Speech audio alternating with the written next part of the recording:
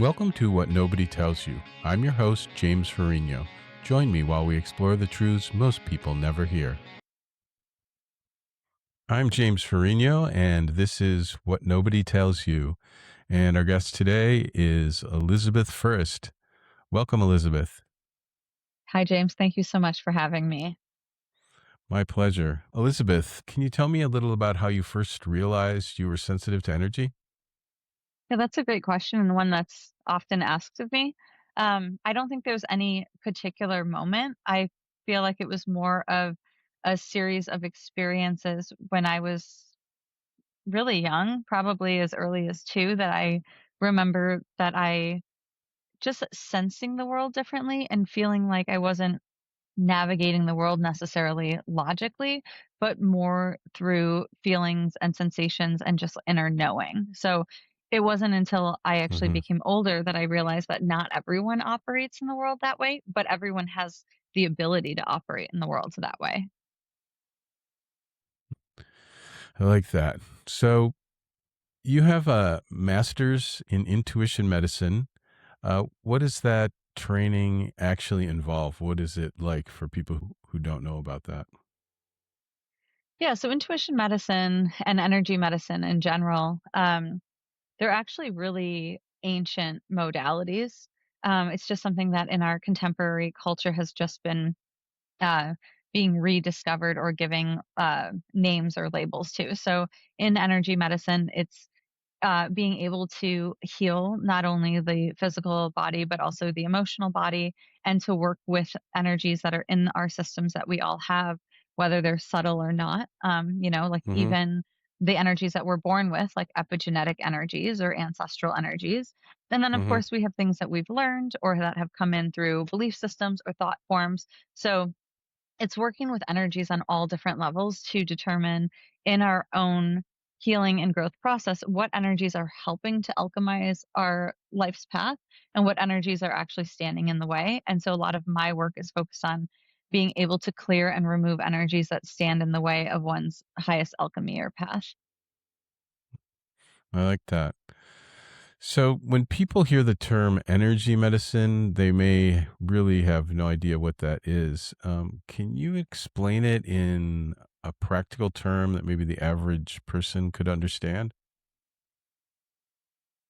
Yeah, a practical term to describe energy medicine. So I would say it's the ability to um, work with oneself's true essence and true signature energy, which everyone has. Like everyone has a different energetic blueprint. Just like, if you went through a forest of trees and they're all the same type of trees, they could hmm all be a redwood or a Douglas fir, but they're not all exactly the same tree. So my work hmm is focuses on fun. I don't want him to bark at her. Hi. So my work in energy medicine really focuses on and trying to make this as like simple as possible, but just what parts of ourselves can also just include things that are already a part of us, but that can we let go of. So for me, through the lens of energy medicine, is where are we carrying energies that just no longer serve us. So a lot of, like, to put it in simple terms, or the way that people work through it now, where a lot of people say they have to work through trauma or they have to work through baggage. And hmm energy medicine is a way to be able to work through, life's obstacles. Um, because we're all going to have them. We're all going to have certain things that we come into this world with to go through or certain hmm circumstances. But energy medicine gives us results to be able to transform and not just talk about something or to be a victim of something, but to be hmm able to use our essence and our own divinity to have the highest and best pathways open for ourselves to stay in alignment. So, I guess if I'm going to simplify all of that, energy medicine is the ability to clear energies that stand in the way of being in our own alignment to have a life that just creates more ease. Absolutely. Yeah, and we have lots of energy in our body and surrounding us. There's so many different types. All our emotions are all energies that are flowing through That's us. right. Yeah, and our thoughts are energies flowing through us. So it's not just some weird abstract thing that doesn't exist that people have never seen. It's things that affect us all the time. Maybe you can follow up on this, but I think it's worth mentioning that not everyone who's an intuition medicine practitioner sees things in the same way, and that we all have different intuitive skills. So, in a practical sense, the way what we're seeing or feeling can look very different from one practitioner to another. So the way you see something, you may look at someone could be completely different from what I see. Like what's there isn't different, but the manner in which we see it is Like, yeah, how can we be sense it. very different. Like yeah, the way we sense it, because we can be using different senses. So do you have anything And to follow up on yeah, that? well, that brings up a really good point because I think a lot of times people say, "Oh my gosh, I wish I had that ability." And the truth of it Mm-hmm. is we all do. You know, I do think some people are maybe more attuned to be more sensitive. There are people that just happen to be more highly sensitive individuals, but it doesn't it's an innate gift that everyone has to be able to listen to their inner self or their own wisdom. And when I'm reading energy for someone else, I'm just helping them to discover what's already there and give a language to what's already happening in their energy body. But everyone has the ability to sit and sense. And that was leading to what you were talking about is everyone senses in a different way. So for me, a lot of sensing comes through just an inner knowing or like a Mm-hmm. gut feeling. And we know that like sensing oftentimes and intuition is not being filtered through the analytical brain, doesn't always make Mm-hmm. sense. It's just a feeling. So that's how I've sort of attuned my intuition because that's how it is naturally. Some people, though, are very clairvoyant. So they're seeing without their optic vision. Mm-hmm. And so they're seeing and sensing things that would maybe not be seen to the naked eye. But Mm-hmm. there's also people who are clairaudient. So they can hear with their ears, they get messages, sentences, words. Um, Mm-hmm. so the biggest part, I think, in all of this work is if someone's interested in doing it, is to be able to find a way in which they feel they can sense the strongest and then work work it sort of like a muscle until you are used to it and trust it and know it. Because a lot of times the blocks that I see in this is that people do have access to their own intuition, but then they don't trust what they're seeing or sensing because they haven't been shown that it is as effective and accurate as maybe they would think because they can't necessarily prove it. Yeah, that's absolutely right. When you're interacting with people, it doesn't seem like everybody has intuitive capabilities and the ability to uh, perhaps see or feel things, but really everyone does. They certainly have the potential. It's not even just potential, but yeah, your analogy of like working out, it's the same thing. It's not that you don't have muscles at all. It's just that they'll get stronger if you work out. And everybody has something to begin with. It's just that there's a lot of blocks to it. There's certain beliefs in the culture that say intuition is nonsense. It doesn't exist. It's completely unreliable. It's just a feeling that people are having that has nothing to do with reality. So that kind of belief will stop you from being able to access your own. Because if you don't believe you have it, then you can't find it, right? Anything. If you don't believe, you have, I don't know, forks in your house, you won't look for one. So that's a big block. And then even having part of you not believe it and kind of being on the fence will make it more difficult.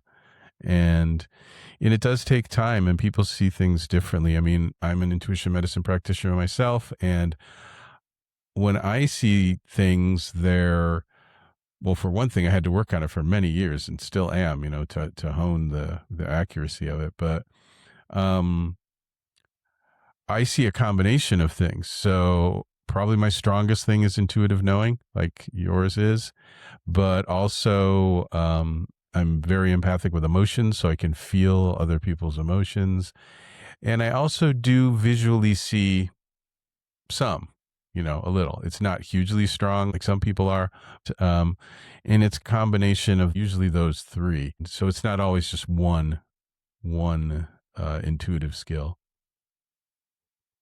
Yeah, that makes sense, and I think that we're all, like it's one of those things that it's not about learning, like, a specific modality and then sticking with that. It's finding, like, really your own inner compass and knowing what that feels like, what it looks like, how it shows up. Um, for some people, their intuition really speaks in symbols, like, it might come through, um, songs on a radio, or it might come through certain birds in the sky, where other people, it's like, yeah, it's like a dream that keeps them 1 second. Hmm. Okay. And for some people, it comes in as like a dream, or they get premonitions that way, or visions in that way. And so when I teach people, and even in sessions with individuals, I often just say to foster and to nurture however that intuition is coming in through them, because for everyone it's different. There's people who use divination tools to support them, and then there's other people who, yeah, are hearing messages clear as day. And so it's all just finding within oneself what is that clearest signal in order to get in touch with yourself, and the way in which, you know, um, like, higher energies want to work with us and communicate with us. Yeah, absolutely. Absolutely. I love that. What kind of things are you seeing with clients these days? What are some of the common reasons that people come to you? And when you do a reading on them, what kinds of things are you seeing most often? Yeah, I really love that question because, like, I think with a lot of practitioners, like, as we keep practicing, or at least as I keep practicing, my work evolves, and then it can become more complex, and or oftentimes I'll see Hmm. patterns, which is really cool.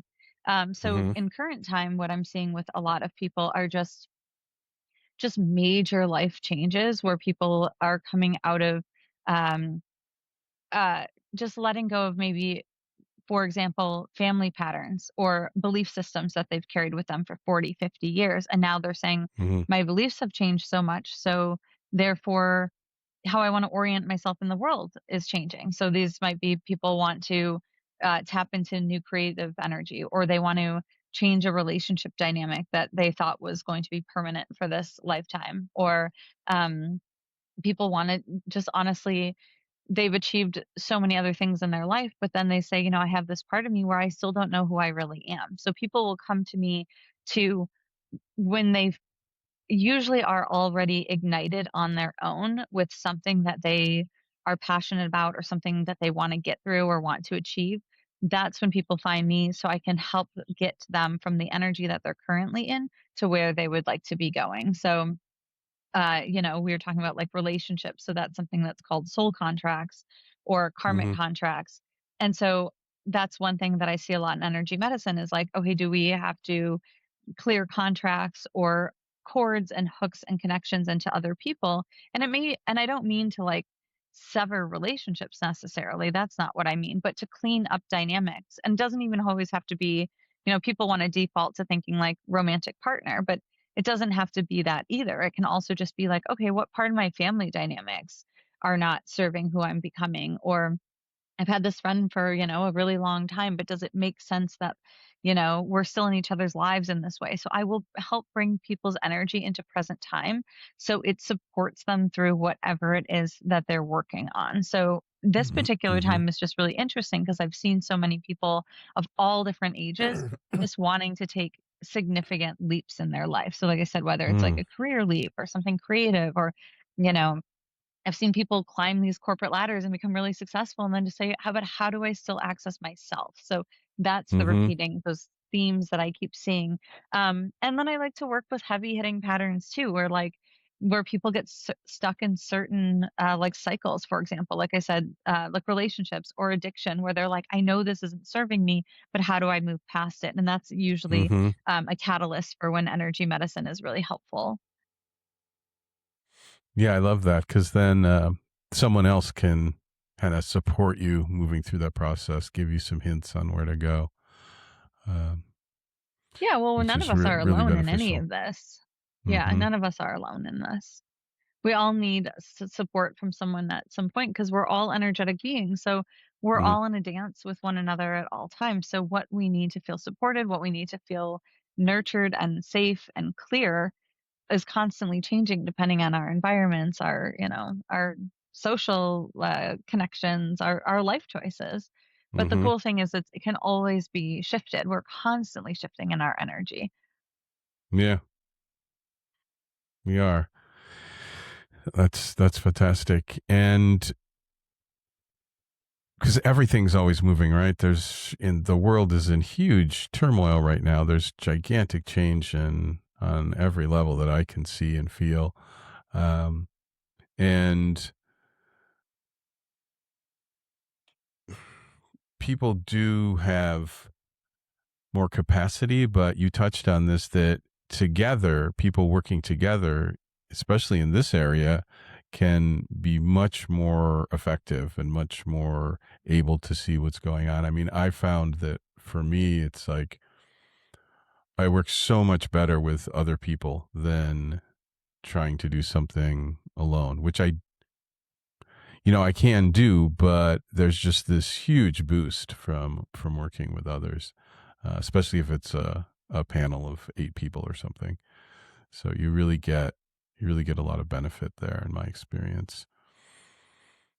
Well, and that leads So me to, like, as you do this work to help others, like, there's the phrase, give a healing, get a healing. So it's like, as you're working to support, whether you're supporting clients or patients or you're having mhm, support energetically back to you, it's we're all helping each other to raise in these vibrations. And to your point of a time that is so volatile and there's so much change, I feel that can be destabilizing for a lot of people. So when we come mm, together, it's easier to hold a higher light or a higher energy, a higher frequency, when we're supporting one another, especially when there's other frequencies that are like making it challenging, I think, as an individual to try to stay in a higher frequency. mhm. But when we have each other, we can hold a little bit higher. It's the power Yeah. of numbers, the power of intention. Yeah, Yeah, there really is something to that. I think you could see that everywhere in life, but it's absolutely. it's it's true here as well. Do most people that come to you have any understanding of their energy body or what's going on inside them energetically? Do they have some awareness of that? Or I love that question. It's so diverse, but I would say that people seeking out energy medicine usually have some level of sensitivity for why they feel something could be off or that they want to change something. They may not Mhm, have the language for it, mhm, but they certainly have a sense or a feeling. So, people can even come to me and say, "Hey, I feel like I got slimed," and it's like I do know what that means. So they may not, mm, that, but a highly sensitive person, it is easy to quote unquote get slimed if you are, you know, out in the world and in big crowds and around a lot of people's different energies. And if you don't know how to protect your energy field, or like I said, you're just sensitive and you're empathic and absorb a lot of it, which I'm sure a lot of people that tune into this are empathic people. It's mhm, just natural that we're more likely to take in other people's energies because it's how we can sense, and like you were saying, like you can feel people's emotions, like probably even if you don't mean to. So if you were in, at a mhm, concert or something, you can really feel not only the collective energy, but you feel the emotions of individuals. And so definitely people who come to me have some level of sensitivity. So, but they could just say, like, I know something's off or something doesn't feel right. But some people do have really clear intentions and the language for it too, of like, you know, I witnessed this pattern and I'm realizing now that I don't want to hold that pattern. How can you help me to release it? So I will have that mm. clarity from people all the time. Wow. But I will say one of the most important things is, and I tell people, I go, you will know when you're ready for whatever it is in the healing work. So sometimes I think people can live and know that something's off, but they don't know it. But then the Mhm, timing clicks in and they're like, okay, I have to do something about this. And that I mhm, think is a lot of the momentum in energy medicine when someone's ready to heal something. So they'll come to me and say, okay, I'm actually done with this pattern, or I'm really ready for this to look different in my life. mm. And that's where Yeah, it's yeah. catalytic. Yeah. Yeah, I love that. That's so true that when you're helping someone to heal in that way or to you know do whatever needs to be done energetically, it's like when the person is ready for it is when it's going to happen. and you're Mhm. just kind of expediting it a bit or allowing it to happen because it can't happen if they're not ready. And I found that in other healing modalities too. I mean, people, in the end, it's your journey, it's your path. You're kind of not doing everything that it takes to heal yourself, but you really set the terms of that healing, how it's going to happen, when it's going to happen, really, even who's going to be able to support you in doing that. Absolutely. Well, and I think that's it. It's like I think when we have the awareness of how complex we are as energetic beings, because like Hmm. all like I was saying, it's a blueprint. Like no tree is the same. I mean, nature is mirroring that back to us all the time of the sacred divinity. So we've all come into this incarnation with, different things to work on. It could be a medical issue to work on. It could be a relationship. It could be being born geographically in a place that's more challenging. Hmm. It could be cycles of addictive patterns that are hard to get out of. And we're all just have these really diverse, blueprints that we came into this world with. But the really cool thing about energy medicine is that it gives us the tools and the sovereignty to shift our energy when we are ready to heal. And that's what I'm there exactly to facilitate, is to work then layer by layer when people are ready to start facilitating the changes to allow them to be the best version of themselves and not be stuck in the stories or the patterns of the narratives or even the facts. Like it could be a fact that someone's born into a geographically hard area. But then let's energetically start working with things that could either shift the trauma of that or shift the outcome. Yeah, absolutely. Because, yeah, a lot of times it's really irrelevant if something's a fact or not. I mean, Mhm. in some cases, it's very relevant, but as far as your internal self go, and as far as your beliefs and your emotions about things and your energies about it, judging something, no matter how true it is, and really putting it and really victimizing yourself to it will make it very difficult for you to get past and very difficult to heal, impossible in many cases. Whereas if you just accept its existence, because really that's the thing with facts. It's like if they're facts, then accept them. But really, what happens with people is we get stuck on them and we don't accept them, and we give them power over us. And I yeah. Yeah. No, that's a really good point, and that's exactly I mean, that's exactly it. It's like we have this ember of light, and we can either choose, like, are we going to function and operate in this world from a place of that ember? So, we all have this ember, this light within ourselves, and then it's up to us to choose to make that light our brightest light, and then we have all those other things. And in energy medicine, I just look at it as I make it really simple. I'm like, if it's not your light, it's energetic debris. We want everyone to be the strongest light that they can be. Mhm. And so we can choose all the time to be stronger than that debris. And some people are born and they're like, "Hey, I'm just this little ember. I have all this stuff to clear." But and like you said, it can all be facts, but it can all still be things that get cleared layer by layer as Mhm. long as that person wants to clear it and then they believe that it also works, because that's where the Mhm. efficacy is the belief system of it. Yeah, you need to believe it or know that it's possible, or know that it's going to happen. Even better than believing it's possible is knowing it will happen. Yeah, full embodiment of that faith, Yeah. because So yeah. energy follows thought, so we know that. Mhm. So it's like your thoughts have to be aligned with knowing I have the ability and the power to heal, and I can be stronger than any other forces that are trying to stand in the way of my own healing, and that is the ability of like energetic sovereignty. And yeah. Mhm. Absolutely.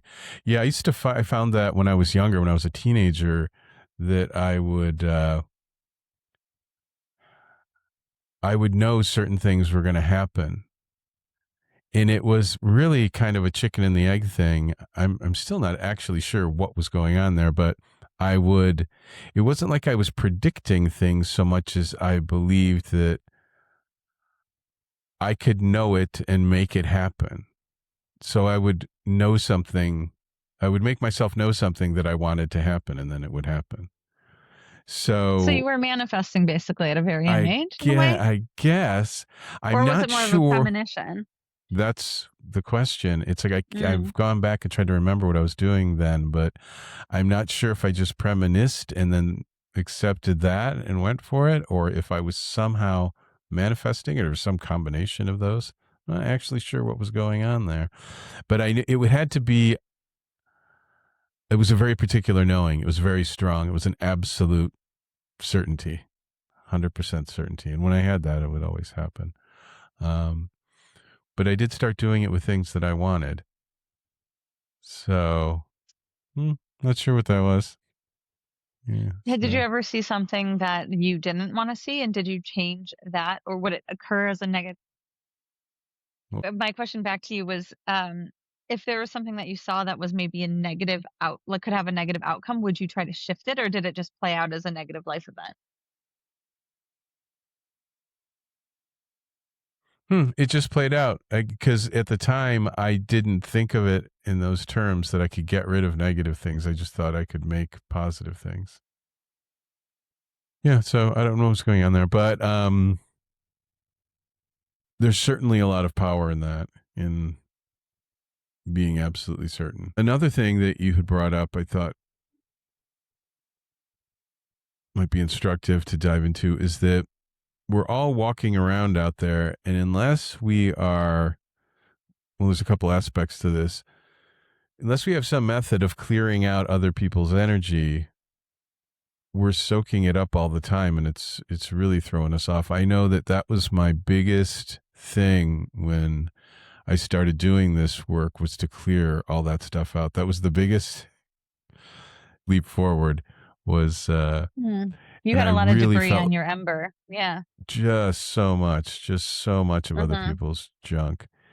And now I go through the process of letting go of that energy after it happens, um, which brings me to the point that I'm not sure if it's good to, maybe you can speak to this, to trying to put up a wall to stop the energy from coming in.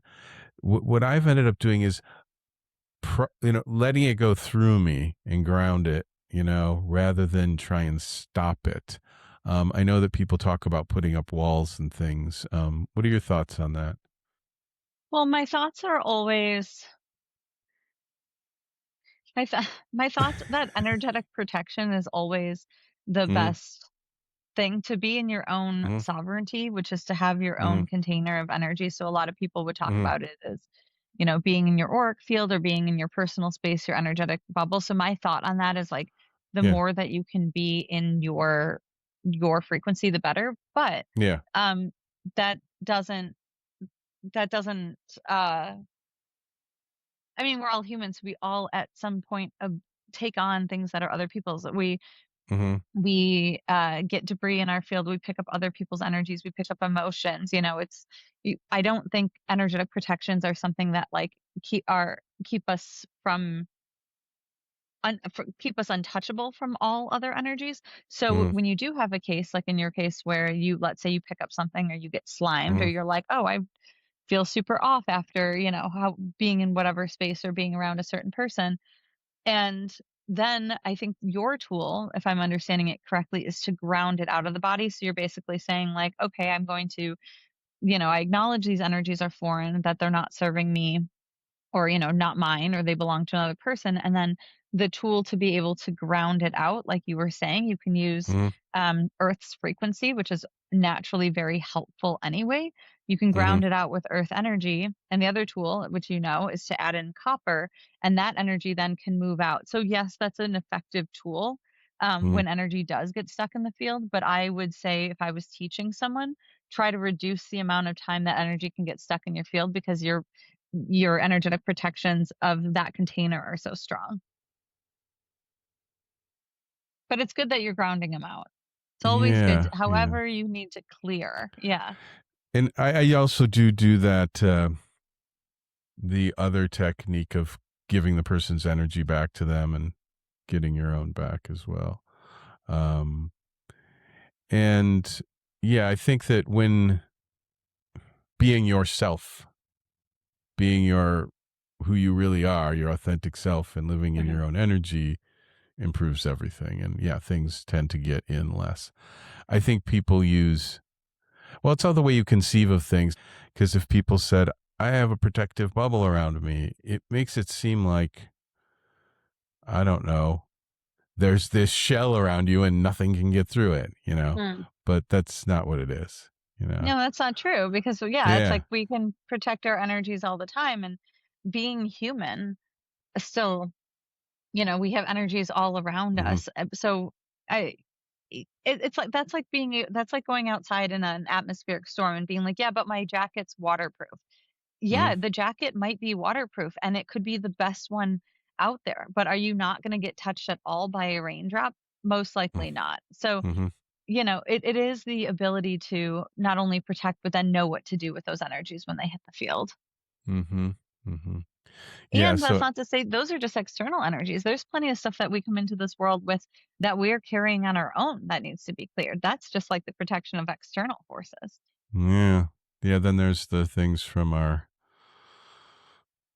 family and Yeah, and DNA. internal. But I think to simplify it, it's like the brighter, and this is like one of the things I've been seeing as a visual, so I've been teaching it is like have your light be like the sun. And when the sun comes out, it burns away all the fog, it burns, the droplets off of the leaves, and it's not to say that the fog was bad, but it's like make your light the sun that it corrects, heals, and reorganizes everything around it and is life giving. So if we do that the same thing with our light, it will naturally, if you run your own energy and operate from that light, it's naturally going to start clearing off like other people's energy or negativity that got stuck. It will Hmm. naturally start to correct and heal those energies. Hmm. That's a really good point. There was something else that you said too that I thought was interesting. And you said you use the tool of sending people's energies back to them. And I Hmm. would just, so I've upgraded that tool. Hmm. And so when I go to send someone's energy back, I first will send it to the light. Like I'll ask me like go up and like hit divine light and then be returned to that person. So they're not Mm. just getting back like let's say someone like sent you negative energy. You don't want to just bounce back negativity because as a practitioner then are you in your highest ethics? Mhm. Um as someone who knows how these energies work. So if something hits me that belongs to someone else, I will instead of bounce it directly back, I'll bounce it up to light, say, "Hey, Mhm. correct this to give them the best version of themselves," and then bounce it back down. So I added a step to it, but I think it's a better like upgraded tool. So you could also say like I'm sending back this person's Mm. highest version of themselves or I'm sending back their healed version. Not just oops, sending this back cuz like a lot of times if someone's off gassing energy or discarding energy, it's because they don't know what to do with it. Like if Mhm. someone's angry, like road rage, if someone's angry, you don't want to just bounce back more road rage. That's probably just going to amplify their field. But if you're like, Mhm. whoa, that person get what they need to heal, may their Mhm. highest energy come back to them, that's how I'll try to send it back Mm. without being the Okay. conduit. Like I'm not shifting it, but I'll say, may the light shift it and then give it back. So I added a Mhm. step. Yeah, I like that. That's good. Maybe I'll do that. Yeah. And yeah, I changed it a little bit in that when I get my energy back from someone else, run it through a filter so that it's that my energy isn't polluted with whatever it was encountering. Yeah, So it's contaminated. That's similar. nice. Yeah. How do you picture the filter for yourself? It's been through a few incarnations. I think it started out as looking like a coffee filter, and then it was more of a gold filter, like gold light. Sometimes I'll just use the gold colored energy. Mm, yeah. Well, gold is really protective. I think for anyone listening who's like interested in like even starting to do this work, if they want to start with like, okay, how do I sit in my like grounding and embodiment? I would say like bring all of one's energy into this moment, where you're truly present, like this is where I am in space and time, and then running their own light. But then that gold is adding that gold in is just one way to keep the frequency. It's like keeping it at a holding frequency and also Mm, keeping the field more protected. So I'll often tell people like be your light, but then seal yourself in like a 24 karat gold egg. And I think that's an easy mm. visual for someone who wants to just start practicing. Yeah, that's good. I like that. 24 karat gold. Yeah, it seems to help. Yeah. But filters And are helpful too. yeah. Yeah. What for someone who's just starting, like what kind of practice? You just mentioned something, but are there any other like daily practices you would recommend? Well, I think one, and it sounds so simple and so obvious, and Hmm. you know this one too from your intuition medicine studies, that it's keeping, I just touched on this too, it's keeping your energy entirely in present time. So, like, again, nature shows us this always. Like, a tree is always present, a body of water is always present, a cat, you know, even Hmm. kids usually. But then, as we develop the prefrontal cortex, a lot of times our energy bodies are split between, you know, what's going on next week or like worried about something later or worried about, and we're not truly like in the moment, fully present. And that in and of itself creates an energetic leakage. So there's a law of karma that like our energy can only truly be present in one place at a time. And, that goes back to like the book Be Here Now, like have all of the parts of yourself in one place because it's the potency of the moment that actually puts us in alignment and puts us in our own medicine. So when we're operating from the exact like from present time as ourselves, we're actually in the highest potency for our body of health and also for our own manifestation. So things that we want to have worked on, a year from now or a month from now or whatever, it actually starts by being fully in the moment and not like ruminating out. Um, but it's such a hard thing for humans because we're just designed to be always looking forward and always like splitting our awareness. Like even how we're set up today, it's like we're talking to each other, but we have like two screens. Like there's all these ways that our energy can split. And it's when we collect it and come back in and be in the art of meditation or quieting the mind, that is a huge tool that shifts everything. But most people, I think, can't even sit for 10 minutes in meditation without the mind being like, "Oh, I gotta, make sure I pick up my kid on time, and I gotta, like, get this at the store later." The real work is, can your energy be so present that the mind is quiet, that the energy body can keep healing and reorganizing in the moment? Absolutely. I love that so much. I've found in my life, it's like you can still go pick your kids up from soccer practice and do the things while being present, Mhm. but it's really a habit. I know I see that most people have this. I had it, a lot. I still do it sometimes. Is to I got all these different things to do today, and I'm always thinking about the next one or two or three down the line. And then I'm going to go to the store, then I'm going to do this, then I'm going to do that. And it's like it really just scatters your brain. You actually get kind of ungrounded and confused, and it's hard to focus on things. And I see, like, in the society, it seems that as time goes by, as generations, years go by, and now even months, that things get more and more complex and there's more distractions to pull you out of the moment. I mean, a smartphone alone is just this magical tool Multiple of distraction. screens. Yeah, right. Yeah. Like So it 100 can unlimited screens in one. Yeah, yeah, and it can Mhm. just really pull you out of the present. And it's one thing to even be thinking about what you're going to do next, and it's another thing to maybe be listening to a story or thinking about somebody else, thinking about something. But there's a lot of meaning and power in stories, but to be distracted by videos and things that aren't even stories, then it's just then what's the value in this except to distract you, except to pull you out of yourself? And really, we were born to be alive on this planet and to be here, right?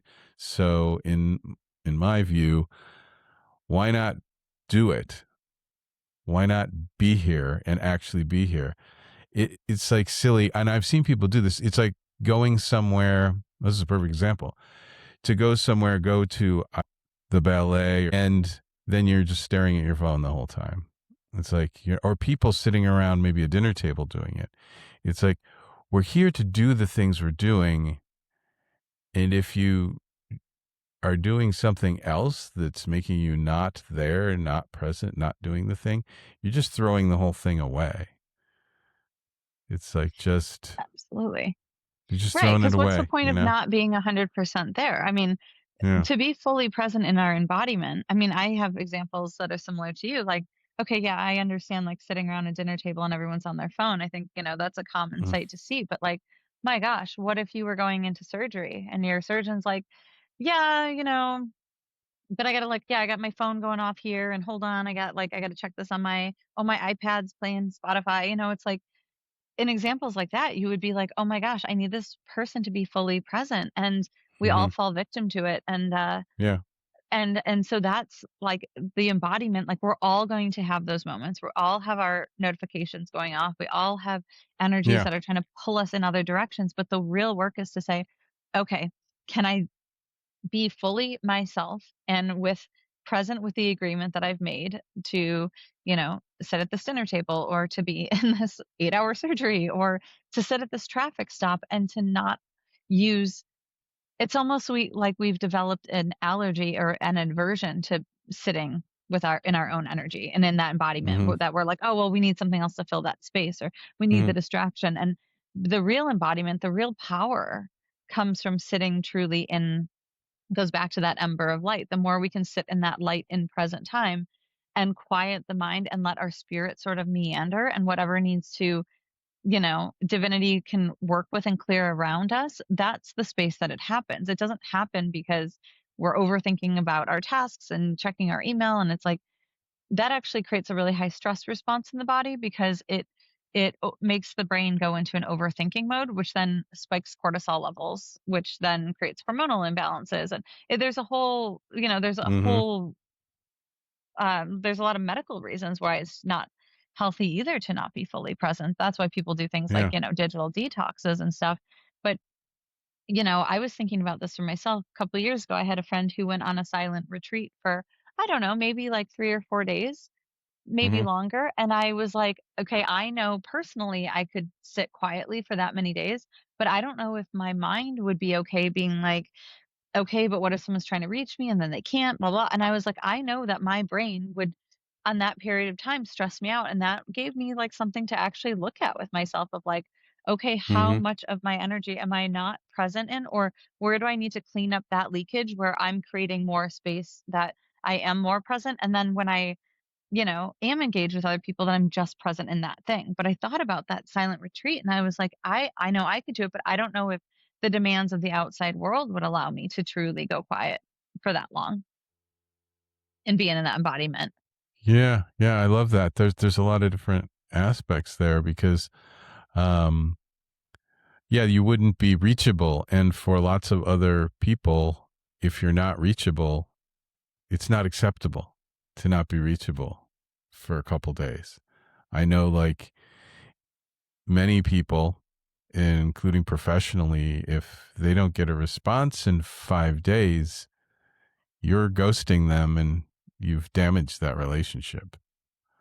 Um, yeah, and look, none of us are perfect, and none of us are going to be able to do this 100%. We're humans, this is life, and not to blame or judge or say anyone's doing anything wrong, but just to look at just as a whole what's happening to the world and how less and less present people are becoming, which means, we're giving away our power and our health. Like you were saying, our physical health, it causes a lot of stress. And there's, lots of studies to show that being on screens for long periods of time uh, causes stress. I mean, it dissociates you and it causes, bodily stress and all kinds of chemicals flow and it's not healthy. And then it's not healthy physically, but energetically. So, energy wise, then we're not protecting ourselves. And really, there's this whole host of issues that come from this. It's something that we each need to look at for ourselves and, do what we can. And I'm not sure what would happen. Like if I did a week long silent retreat, yeah, I don't know. I Could can't you even do it? predict what I would do. Yeah. I mean, I could do, you know, almost anything, not anything, but, something like that. Mhm. But how happy or unhappy would I be, during different parts of it? It would be hard. If I mean, depending on what it entails. In the silent, I guess if you're silent, does that mean you can't read? You know, I guess it would depend on the details of it. But I do know that I have been in situations where I've been with someone or a group of people, and I will just be sitting looking out a window for 20 minutes or something, and people will comment on it. People Like, will no say device. something. Yeah, yeah, no Uh-huh. device. And I will sit for long periods of time without a device. And people actually notice, what are you doing? Why are you not on your phone? Which is a new level of, it's one thing for everyone to be on their phones, but then if someone's not on their phone, for other people to notice and correct them for not being on their phone. Yeah. So, Right, that it's unusual now, like, it's an unusual yeah, trait to not be glued to your phone. It's like yeah, the baseline of, like, I think and that's a projection of someone else's, like, uncomfortability out to you that, like, they're not comfortable that you're just looking out of a window, so they hmm see that as, yeah, it's a foreign thing, but you're just being in your own energy, and that's where, like that's where all the like, that's where you get access to your truth, is in hmm those quieter spaces. Don't you feel like when you sit and look out a window, like, that you're grounding your central nervous system or you're getting more clarity in certain ways?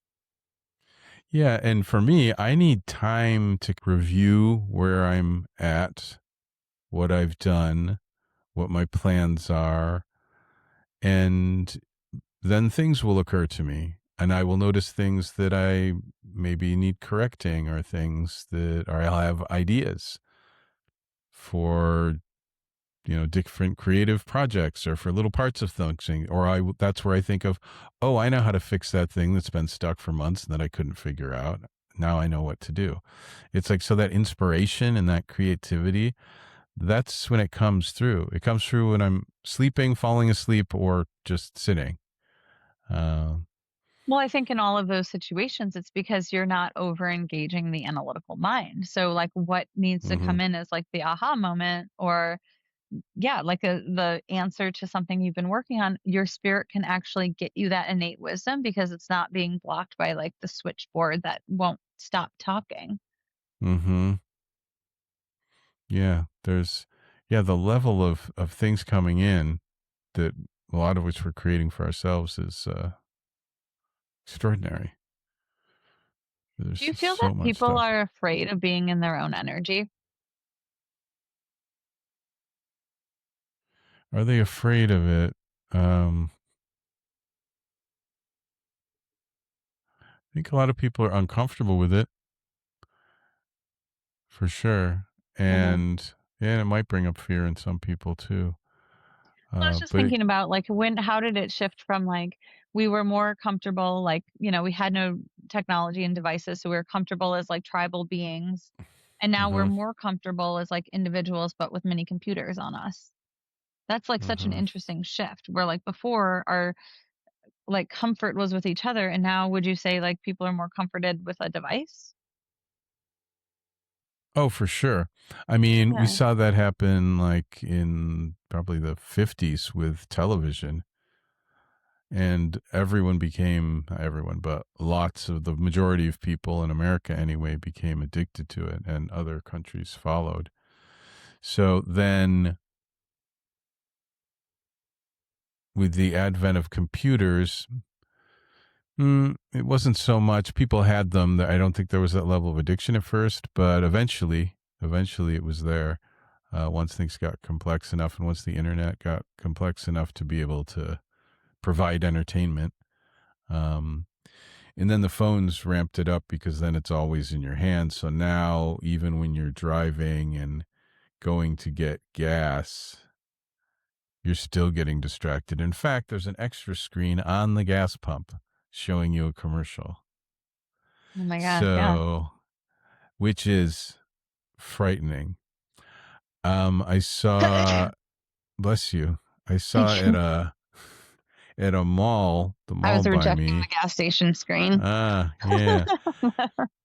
Yeah, the mall by me, Stonestown, there are now these little kiosk things in the middle of the parking lot that have screens on either side with pictures in them in the parking lot, just so that And you, they don't serve as any other function, they're just a picture?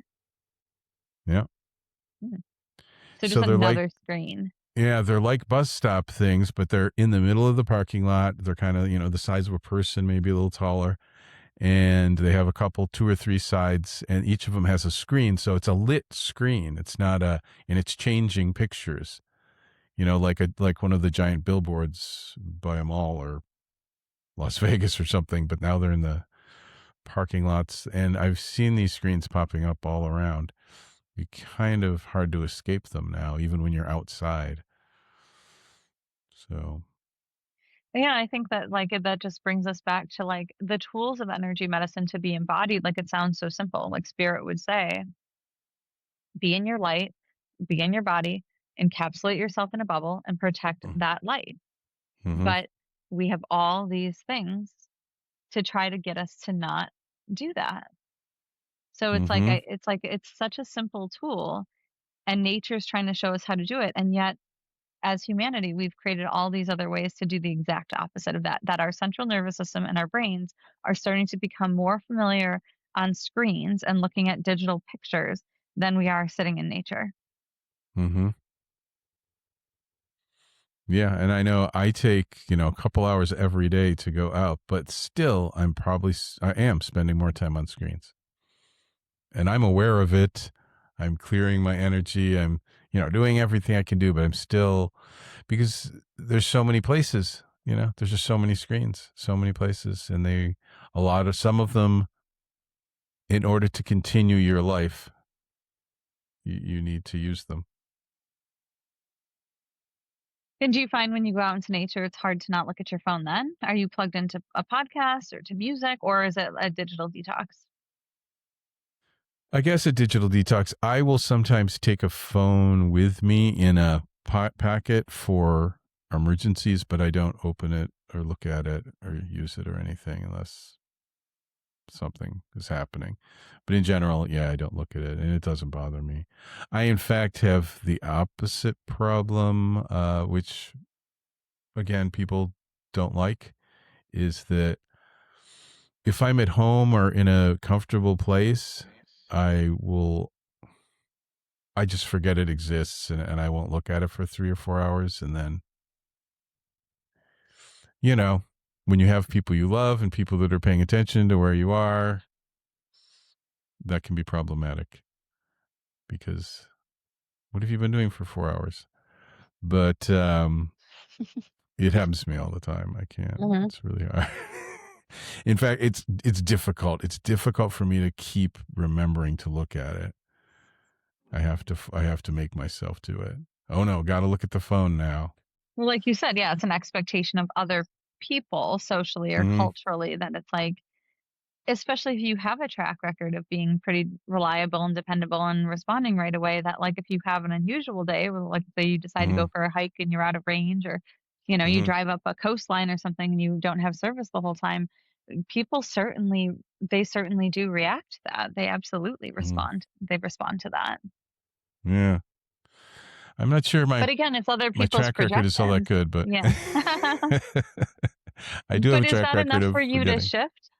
Like, in a world where I would say, the majority of people are putting more and more pressure to communicate, is that something that you find yourself adapting to, or do you really hold your office hours or to yourself that you will check your phone when you want to? Hmm. I think I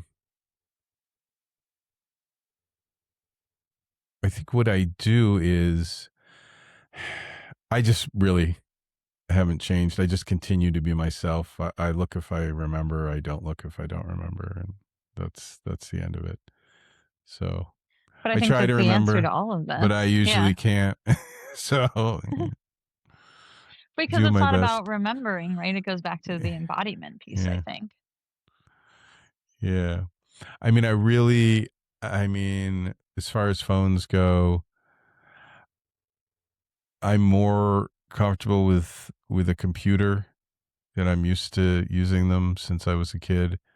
But with the phone, it's like I wish I didn't have to have one.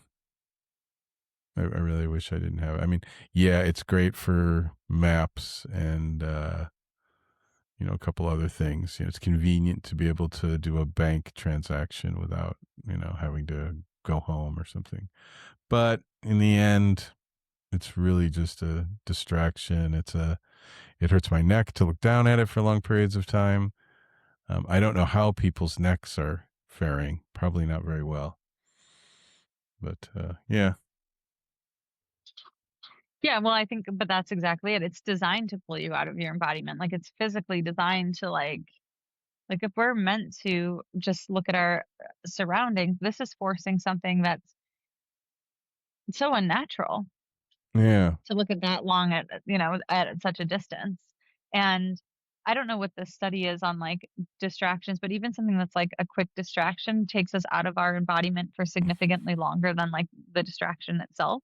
So even if yeah, something is like, yeah, like a 10-second distract, like the phone rings or something and it's a 10-second distraction, it ends up being, let's say, like a 7-minute distraction in terms of how the body has to process and then reorient and get back in. Of course, that's different for everyone. Some people can multitask, but when people can really multitask and spread their energy amongst very different things, they're very much not in their embodiment. And what you and I are talking about is doing completely that opposite of being really in yeah, that embodiment.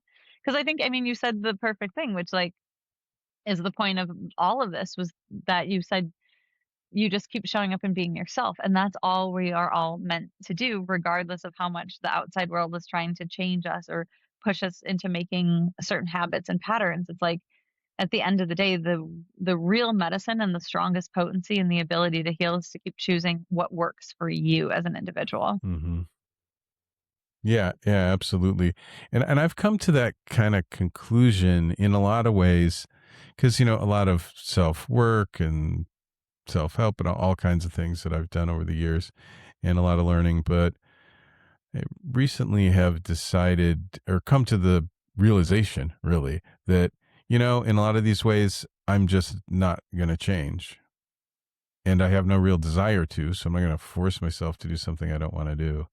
So things like that, and mm, I'm more about being in reality.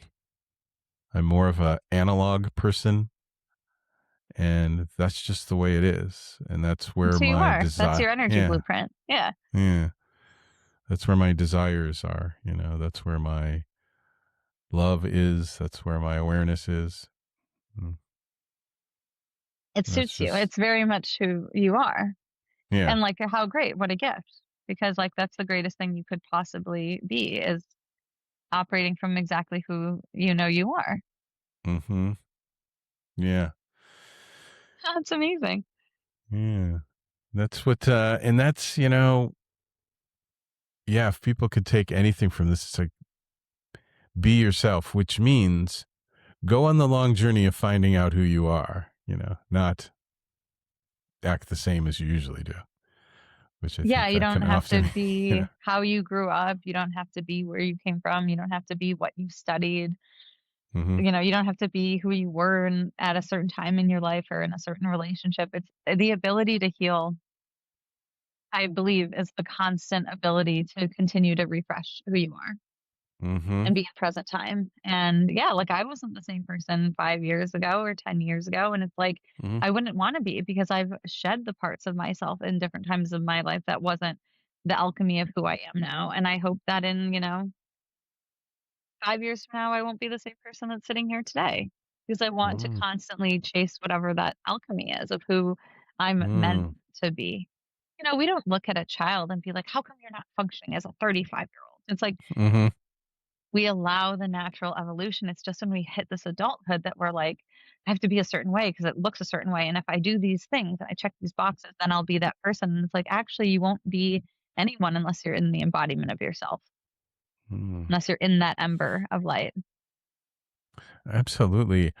I've done something interested in your thoughts on this is I kind of combed through my past in my life and kind of looked at everything and went, oh, this thing I love, this thing I love, this thing I love, this thing I don't, I'm not interested in. And kind of, I'm not say it was absolutely comprehensive, but I'm still finding out more all the time, but kind of realizing, oh, I love radio.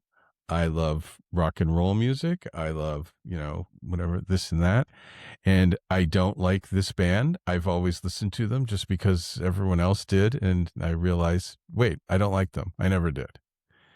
So I'm not going to do that anymore. So just deciding these are the things that are me. I'm going to be Mm. that. These are the things that, though even I thought it was me, it never was really, Or it was so you then. it was the me that wasn't seeing who I really was. Yeah, it was kind of my well, it's the just be yourself thing. So like I was just being myself, but myself was unaware of my true Mm. nature.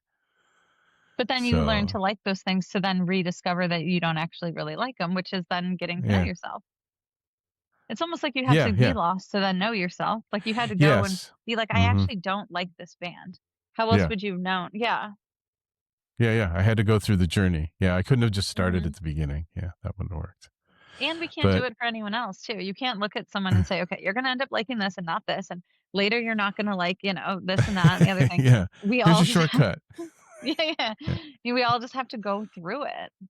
But as long as we're going through it presently, then we're mm-hmm, on the highest path and we're giving ourselves the actual sacred medicine as we do it. So like mm-hmm, you were still getting your own sacred medicine as you were listening to bands you didn't like. That if anything, you're getting more of your own medicine because that's where you're mm-hmm, learning, why am I listening to something that I don't actually love? And then yeah, you cleared that and then you filled it with yourself, mm-hmm, which led to more embodiment. mm-hmm. Yeah, it's fantastic. It's amazing the things you can pull out too. If you've been going through your past, like I found things that like, wait, I thought I was just okay with this, but really I am passionate about this. It's Yeah. amazing. So there's these real treasures. Yeah, layer by layer.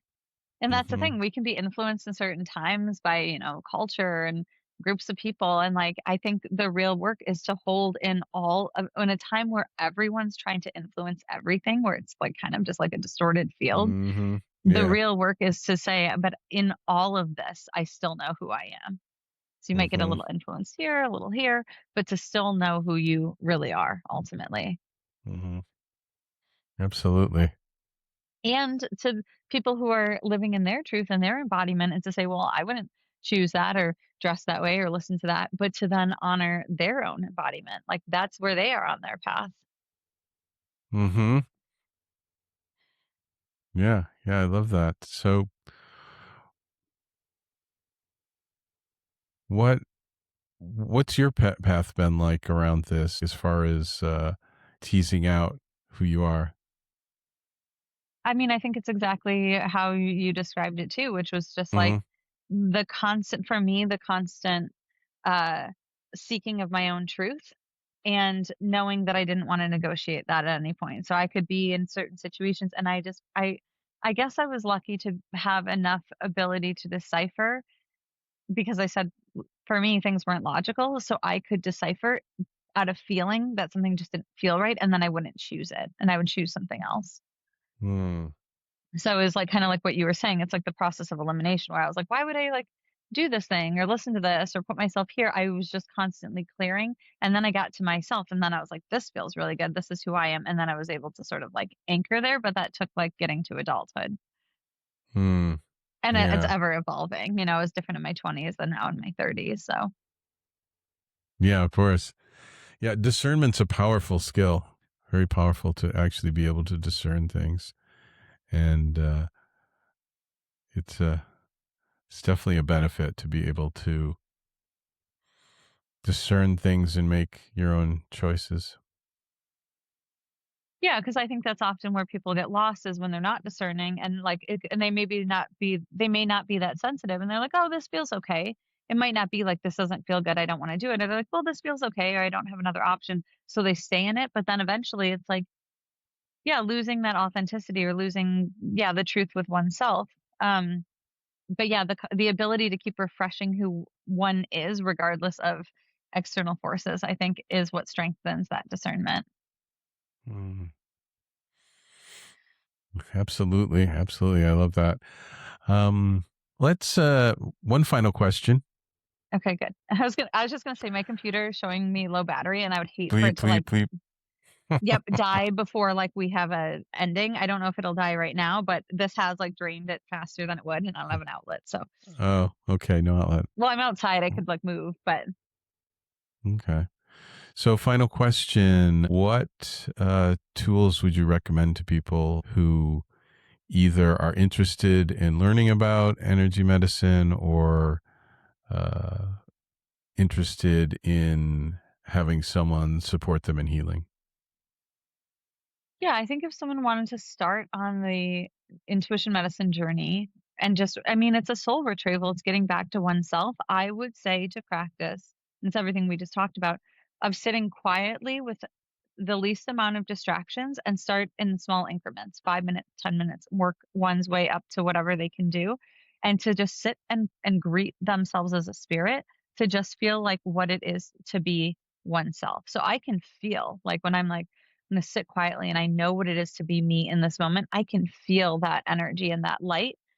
And I've practiced it so much that I'm familiar with it now. But that would be to run one's own energy so much that all the other debris falls off. Like I was saying, be the sun and melt off all the other stuff and then encapsulate it in a protective bubble would be the tool that I would recommend to practice the most for a beginner. Keeping the energy in present Fantastic. time and keeping it contained. Fantastic. Well, Elizabeth, thank you for staying on with Thank me a you. little longer than we expected. But Thank you so much for having me. yeah, yeah, it was really fun. Yeah, this was great.